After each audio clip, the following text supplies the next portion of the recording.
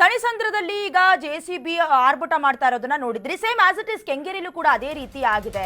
ಕೆಂಗೇರಿಯಲ್ಲಿ ಬಿಡಿಎನಿಂದ demolish ಕಾರ್ಯ ನಡೀತಾ ಇದೆ.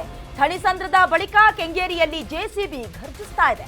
ಕೆಂಗೇರಿಯಲ್ಲೂ ಕೂಡ ಗ್ರೇಟರ್ ಬೆಂಗಳೂರು ಈ ಪ್ರಾಧಿಕಾರದ ಮನವಿಗೆ ತೆಗೆದುಕೊಂಡ್ರು ಕೂಡ ಗಮನವನ್ನ ವಹಿಸಿದ್ರು ಕೂಡ ಡೆಮಾಲಿಶ್ ಕಾರ್ಯ ಆಗ್ತಾ ಇದೆ. ಬಿಡಿಎನಿಂದ ಜೆಸಿಬಿಯಿಂದ ಒತ್ತುವರಿ ಮನೆಗಳ ಡೆಮಾಲಿಶ್ ಆಗ್ತಾ ಇದೆ. ಬಿಡಿಎ ಜಾಗದಲ್ಲಿದ್ದ ಮನೆಗಳ ಡೆಮಾಲಿಶ್ ಆಗ್ತಾ ಇರೋದು. ಕೆಂಗೇರಿ ಹೋಬಳಿಯ ನಾಗದೇವನಹಳ್ಳಿಯಲ್ಲಿ ತೆರವಾಗ್ತಾ ಇರೋದು. ಸ್ಥಳದಲ್ಲಿಯೇ ಬೀಡು ಬಿಟ್ಟಿದ್ದಾರೆ ಬಿಡಿಎ ಅಧಿಕಾರಿಗಳು. ಒಂದು ಕಡೆ ತಣಿಸಂದ್ರದ ಸ್ಥಿತಿಯನ್ನ ನೋಡಿದ್ರಿ, ಕೆರೆಯನ್ನ ಮುಚ್ಚುವಂತ ಕೆಲಸ ಆಗ್ತಾ ಇದೆ, ಲೋಡ್ ಗಟ್ಲೆ ಮಣ್ಣು ತಂದು.